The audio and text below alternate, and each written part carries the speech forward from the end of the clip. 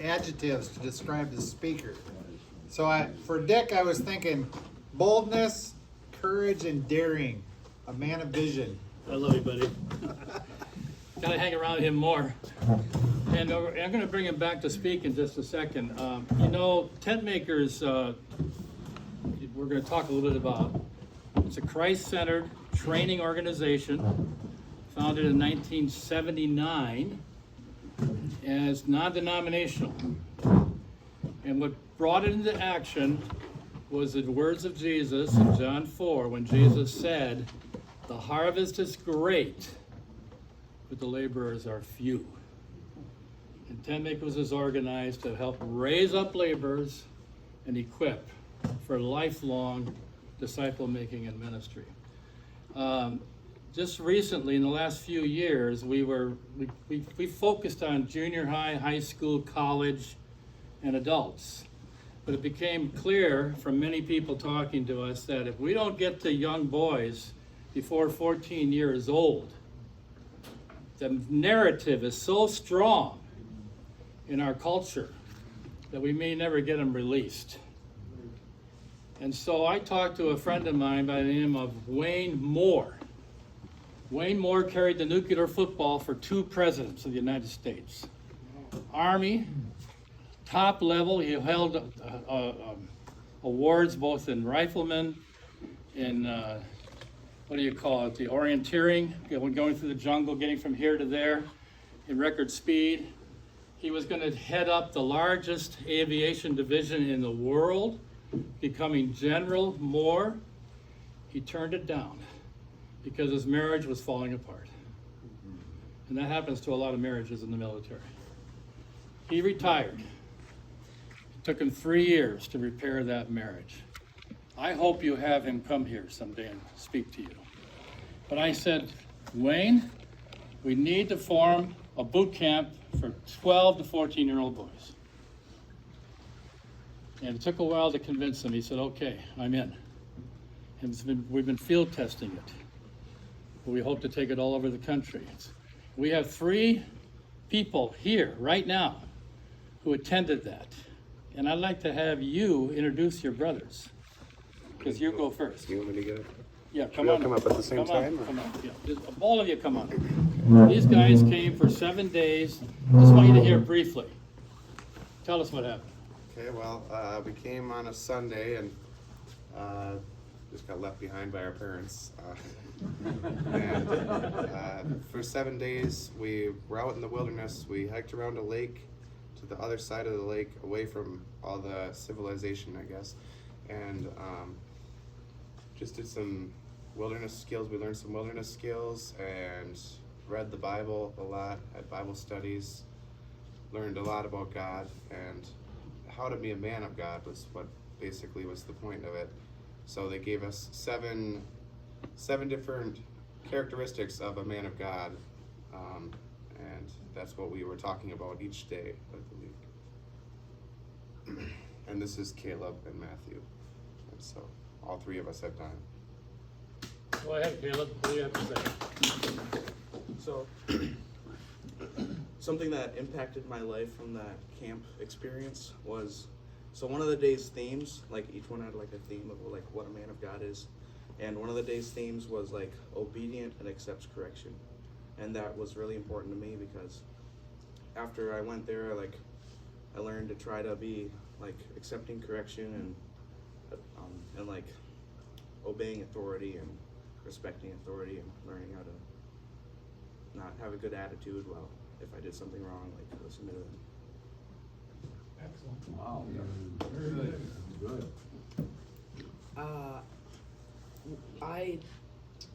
The camp had a impact on me by encouraging me to read the Bible more and be a man of God. It was a really good camp. And I learned how to throw X. Yeah. All right, thank you. And then the other thing that he was soon going to talk about probably was called Leadership Quest, which is for high school up to young adults. I think what is it, 19, 20, something like that. How to be a young leader in our schools and whatever we're doing. And that was also a week long. I've gone to it twice now, and I'm probably going to go to a different camp if I do go to another one. I'm going to Guatemala this summer, but it was quite impactful. My favorite part was probably all the food. Lots of food every day. That one was not based on the wilderness like the other one. It was more just leadership stuff. So we would have some time in Bible study, and they would have like class sessions around the area where there was a bunch of lodges. It was a bunch of log cabins around a lake. And that was a lot of fun to just sit in there and be with other young men and women who are also learning how to be leaders. And sometimes I got along with them, sometimes I didn't, but we tried to build an environment of encouragement was one of the important things. So when somebody would get up and share something, we made sure that we were always clapping and saying good things about them and saying, well, I really liked this about you. And we learned how to talk to people out in the world, share things with them. That was impactful. It's really helped me in school. I've shared a lot of things with people, but even though not a lot of them want to hear it. Thank you. Good job. So, over the years, Tent Makers has trained probably 3 or 4, maybe 3,000 youth leaders. The model was this. I came back from a denominational meeting. The question is, the youth ministry is going down. What are we going to do about it? And I heard all these stories about different games and techniques and all that. But the bottom line is we need people who love kids. So we needed to create a supply. We need more youth leaders, was the urgent plea. And we said, well, let's go to people coming out of college or finishing their major work of study and ask them to postpone their career and give 2 years. Give 2 years to serve as a youth leader, go to a community, work under the offices of a church, and be willing to work half-time as a tent maker in the community to help pay your way. And the other half into ministry. So we had many, many, many do this. Many of those are still in ministry, one way or the other, or pastors or whatever. But we found out that the strongest youth programs are student-led, not youth leader-led. So the first thing you want to do is build a group of students like this that will take ownership and have some confidence and multiply and reach out to others. And that's when things really start to move. And we watched this principle go to work in colleges and in communities and could last years once you built that concept of get the students taking ownership and they reach more students and things start to grow. So this is a real key to growing youth work. So I was on my way to becoming a nuclear physicist. I was awarded a full ride in the Big Ten and for football, and decided to turn it down. Partly because I didn't have a lot of confidence, and partly because I didn't think I wanted to major my time in sports. But I decided to go out to a school on the West Coast, a smaller school, and I decided, well, I might as well try out for football. And I'm sitting in my dorm room, it's 9 o'clock at night. And I'm kind of nervous whether I'm going to make the team or not. And there's a knock on my door. And it was behind the door was one of my coaches. And I about died. I thought he's there to tell me I didn't make the team. But no, he came to tell me that he came to welcome me to the team. And he asked me all about my life. And this I'll never forget. Before he left, he asked if he could pray for me. Never forgotten that. I made the team, was getting out there, and about 3 weeks later, there's another knock on my door at 9 o'clock at night. Here is Coach Tom again. Now, he had to go out of his way to find me in that dorm room. He says, Dick, there's a group of guys starting a study on the life of Jesus. We're wondering if you'd like to be part of that. And then they told me who. Well, these are athletes I really admired. I said, yeah, I'd like to be part of that. So I get in this group, and these guys are serious about Jesus. Really serious. It changed my life to hang around them. Well, I kind of was awarded a starting fullback position for year number 2. I'm playing quite a bit. And near the end of the season, I'm coming out of the cafeteria, and coach is way over there. He says, hey, Amundson, come on over here. I want to talk to you. So he says, Dick, there's going to be a big meeting downtown. Some of us are going to talk about why we follow Jesus Christ. We're wondering if you'd be willing to talk. I'm thinking, no way I'm not going to talk. No. But I look at him. I couldn't say no. 2 weeks later, I'm on the podium. There's a lot of people out there. And I've been praying and thinking. And good thing there was a curtain in front of the table where I was spoken from, because my knees were shaking so bad. But I got up and meant every word about how my life is about following Jesus Christ from here on. I want to be his disciple and follow him. Changed my life to get through that message publicly. Now, near the end of the school year, I'm thinking to myself, why did Coach Tom come to my door? He didn't know me.